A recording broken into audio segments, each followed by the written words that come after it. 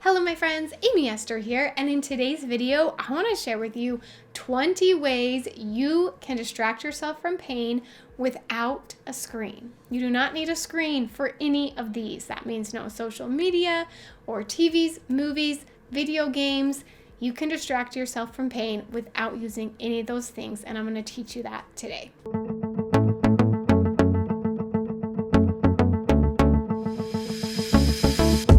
Hey guys, I'm Esther, and welcome if you're new here. Make sure you hit that subscribe button. I make videos about life with chronic illness every single week. I teach you how to do life while living chronically ill, and you do not want to miss any of my videos. This hat looks kind of gigantic on my head, but we're just going with it. Today takes up the whole screen, but that's okay. I am excited for this video. This was one that just started thinking about for myself. I was like, I need some new ways to distract myself when I am in physical pain. I have multiple chronic illnesses. If you've been here before, you know all of that, but I live with so much pain and fatigue, and I've found that it's just way too easy to use screens to distract myself from my pain, and I end up being less productive, being less happy overall, and I wanted to find new ways to distract myself and have a list for myself, and thought if I'm making this for myself, I should share it with you guys as well. Many of you know that I actually got rid of my smartphone because I just found that I would go to it way too much. I would go to social media or Pinterest or other things, videos, whatever, to try to distract myself. And although I want you to watch my YouTube videos every week, I don't think it's healthy to be watching something all day long. We need to do other things. So the first thing on my list is something I do almost every single day, sometimes for hours a day, which is listen to podcasts. I love listening to podcasts. It's like a YouTube video, but you just listen and you can do other things. So I like it, especially if I'm feeling sick and I'm sick of watching TV, or I just don't want to watch TV that day, but I want to learn something. I love self-help podcasts. Those are the ones I listen to the most. Sometimes I listen to history or like story-based podcasts, but I love to learn something new without having to watch on a screen. Another thing that I love about podcasts is that you can listen when you're not feeling good, and then if you start to feel better, you can get up and do something. I think a lot of times if I start a show on TV or a video game or something like that, it's hard for me to stop if I start to feel better. I'm like, oh, I'm already this far into the movie, I need to finish it. And so if I'm listening to a podcast, I'm like, wait a second, I'm starting to feel better. I feel a little less pain. Then I can get up and do something while I finish listening to the podcast. And so I love podcasts, number one, because it's my go-to. It's definitely something I do all the time. Number two is reading. And I bought myself a Kindle recently, and it was the best purchase because, one, I have all of my books all at the same time. And so I like to read, maybe I'm weird, but I like to read a couple books at a time. I always have like all of my favorite genres. I have like one book of each of them that I'm reading at the same time. Right now I have a relationship book that I'm reading to help my relationship with my husband. I'm reading a book about George Washington, and I'm reading the Elizabeth Smart book. So it's like just 3 different books, and whatever I'm feeling in that moment, I have that option. And I have them all on my Kindle, so I can take it anywhere. Okay, I don't go anywhere. I lay on the couch, but it's nice when I'm feeling pain to be able to read a story, learn something new. I love to learn. Number 3 on my list is to hold a baby. I love babies. They are so hard when you live chronically ill, if it's your own baby, especially when you're not sleeping at all. But it is so peaceful to hold a baby, to snuggle a baby, especially a newborn baby. My goodness. So I know this one is probably not something you can always do any time of the day. I personally have babies right now at home, so I can snuggle them right now. But if you have someone you know who has a baby and you're in a lot of pain that day, you could ask them to bring the baby over.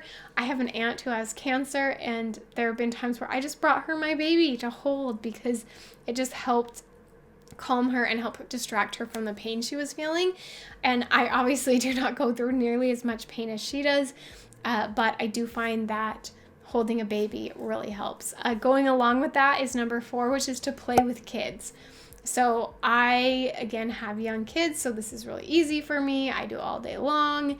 It's something that I forgot to add to this list until right before I press record on this camera, because it's such a part of my life that I didn't really think about it, but it is something that I do all the time that distracts me, is I just play with kids. We might be doing a puzzle or reading a book or just coloring, but I can just lay down and just play. And it really is so distracting to just play with some kids. So if you have nieces or nephews or neighbors, or maybe you become a nanny or something like that to help distract you from pain, I think that kids just have a way of lightening every mood. And I love kids so much. Okay, number 5 is to serve someone. So obviously if you're in a lot of pain, you don't want to go out of your way to serve someone that puts you in more pain, right? You don't want to make this huge gourmet dinner for your neighbor if you're in a lot of pain, but maybe you DoorDash your neighbor something. Maybe you buy them a box of cookies at the grocery store. Maybe you just write them a letter, or you create some kind of craft for them, but do something that doesn't take a lot of energy. Or it could just be calling someone and talking to them and making it about someone else rather than you is such a good distraction, and helps you to, first of all, see that everyone has problems. Even if you're in a lot of pain, someone else is in a lot of pain too. Maybe it's not physical, maybe it's mental, or maybe they're just really struggling in some other way. But when you make it less about you, it really distracts you from the pain when you're thinking about someone else. So going along with crafting, that takes us to number 6, is to craft for yourself. You can craft for someone else or for yourself, something that is easy to do with the pain that you have. So maybe if you have pain in your fingers, then knitting is not for you. But if you have muscle aches or you have migraines, maybe knitting or crocheting or something like that. I made this symbol. I don't actually know how to do those things. I'm actually not that crafty. So this is advice that I'm not probably going to take, because I'm not very crafty. But if you're crafty, making some kind of a craft or painting or drawing can be a really good way to stop thinking about your pain. Something for people like me who are less crafty would maybe be a coloring book. They have adult coloring books that are kind of more intricate and complicated, or you could just, grab your child's coloring book. That's fun too sometimes. But coloring or any kind of craft can be a good way to distract yourself. Number 7 is going on a drive. If you are in too much pain to actually drive, then ask someone else to drive you. So sometimes I'll just ask my husband, hey, can we go on a drive today? And we'll just drive around. We'll drive around the city. I don't even know where we go. I can't even think of the places we've gone to on our drives, because it's just about driving. It's just about talking with someone or being out if you're by yourself. Which brings me to number 8, which can go hand in hand with going on a drive, is looking at nature. So you might be driving and looking at nature. Something my family used to do when I was young is just drive up in the mountains or drive to a lake, and just, especially in the fall, look at the leaves in the fall, or just drive somewhere in nature. Or if you have the energy, go walk around somewhere in nature. And if you don't have energy for either, just go into your backyard. Just get outside. If you don't have a backyard, you live in an apartment, maybe you go just out to your deck and you just look outside, or you just go to the park, or just get out and get into nature. Find a way to breathe some fresh air. And there's just something about nature that's very peaceful and calming. And I personally am not very good at meditating, but I find that when I'm in nature, it's easier for me to meditate. It's easier for me to get my head there, because nature is just so calming. So there's lots of ways you can get there, but just get out. Which leads me to number 9, which is meditation. So if you are not like me and you're good at meditating at home, that's a great place to start. It's just turning on, I know there's meditation podcasts that you can just listen to, or you can just do a self-guided meditation, or just go out into nature and meditate. That's what works best for me. The other way that I like to meditate is number 10, which is yoga. Doing yoga helps my pain so much. And every single time I am in pain, I tell myself and my husband, I don't think I can do yoga tonight. I'm just in too much pain. And he always says, Aimee, you feel better when you do yoga. Just try it. So I might just do like 10 minutes of yoga. And you can, if you need to use a screen, I know this one breaks our rule a little bit, but if you need to watch yoga with Adrian, then you can do it that way, or just guided yoga on your own if you want to avoid the screen. But I find that yoga actually helps a lot of the pain that I feel. It helps me meditate really well, and I just really like doing yoga. Number 11 is journaling. I love to journal. I go through phases where I'm really good at it. I'm journaling like every day, and then I go through phases where it's only like once a week. But I try to journal pretty often, especially if I'm experiencing a lot of pain. I find that it helps in two different ways. One way is to journal about my pain and to kind of get that out. And the other way is to journal about something completely different. And so it kind of depends on the day. Sometimes I just pick a journal prompt, and I actually have a free download for you guys of some of the journal prompts that I use when I'm feeling a lot of pain. And they have both options. Some of the options are journaling about your pain. Some of them are about journaling about something completely different to get your mind off your pain. I actually find help from both. I really do. Sometimes journaling about my pain helps, almost like I take a step out of my body. And I'm almost like a doctor looking at myself rather than complaining and like, poor me, I'm feeling all this pain. I'm like, oh, it's interesting that your pain is in this area and it feels like this. It's really helpful. And sometimes you kind of want the distraction of the opposite. I'm going to talk about something completely different. I'm going to write about my dog today instead of writing about my pain. So I have some journal prompts for you. You can just cut them up. I like to just put them in like a little jar, and then I pull one out and I write about that journal prompt.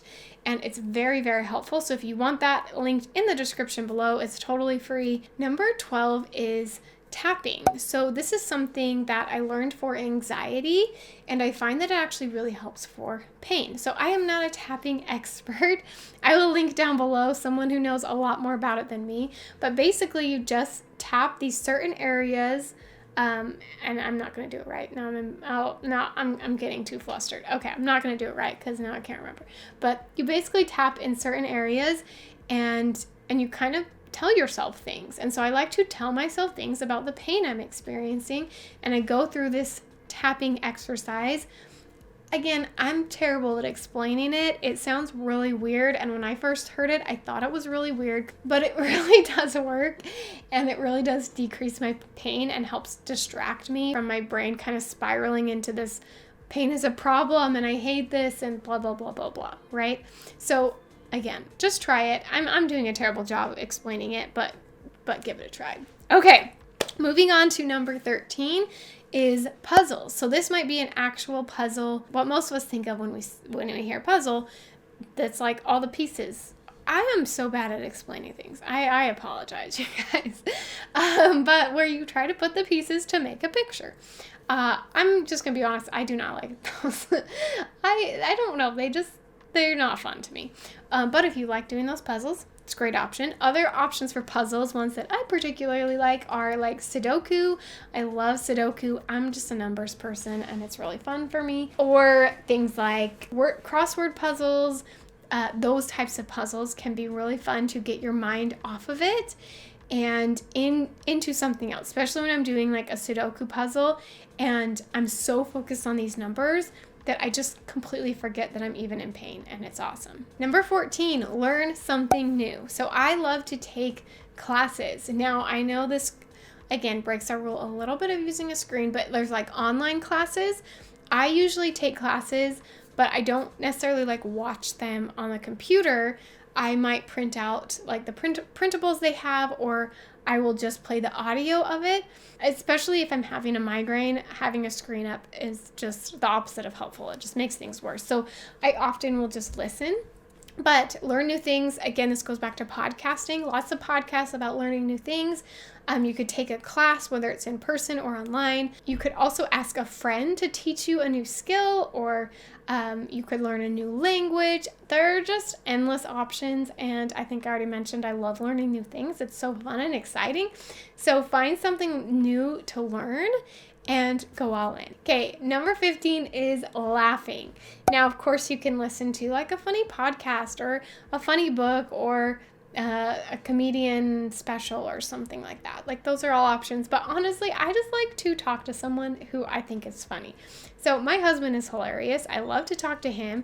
So sometimes I don't even ask him to make me laugh. I'll just go to him and start talking and he'll make me laugh. So you might have someone in your life that makes you laugh, or something that makes you laugh, whether it's, some kind of a book or kids. Kids are the best for laughter. Find someone or something that makes you laugh. They say laughter is the best medicine. So I feel like that is very true, because when I'm laughing, it's like you just can't help but be in a good mood. It just makes you in a good mood, and it's contagious, and I just love it. Number 16 is pets. So as someone who lives with chronic pain, I find that there are things about pets that are harder, cleaning up after them and taking them out and playing fetch, and all of those things can be a little bit harder, but I find that the benefits outweigh the negatives.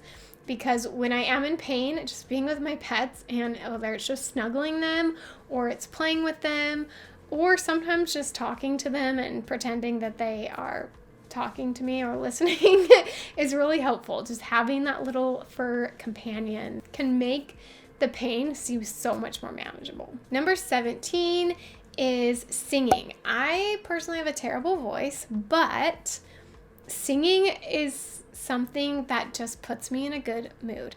I like to sing with my children.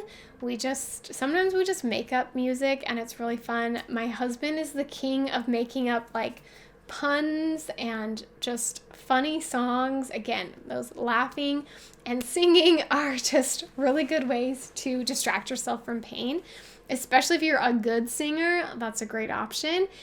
Going along with the next one, which is playing some kind of musical instrument.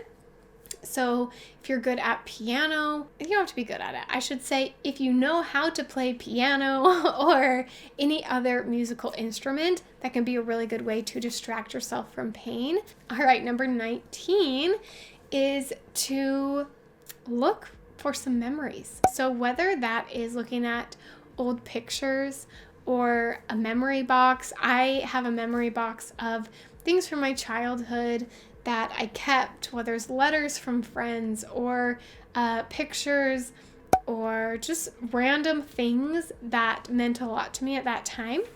It can be really fun to go through those memory boxes. So you could create a memory box, go get some old pictures. Maybe you have some old photo albums you can look through, or even just talking about some past fun memories that you've had with your children or when you were younger can be really helpful in bringing up some positivity.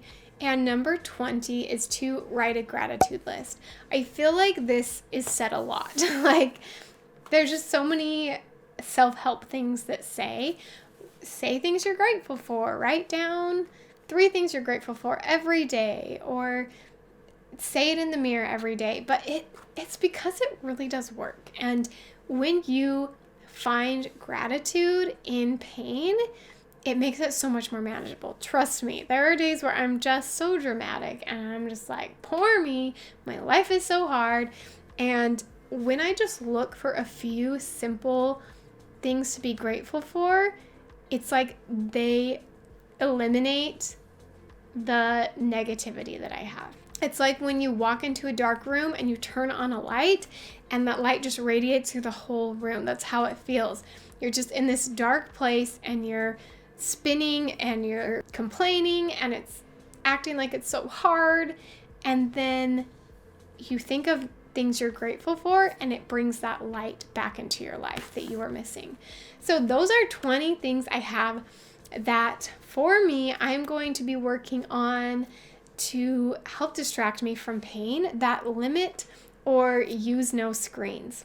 If you guys have any other tips or ideas that you have, please leave them in the comments below. I am always looking for new ideas for myself, and I'm sure there's so many watching that want even more tips and tricks. So if you are living chronically ill and you have pain that you deal with every day, you will want to be subscribed to my channel so that you can learn along with me be on this journey to living a better life while living chronically ill.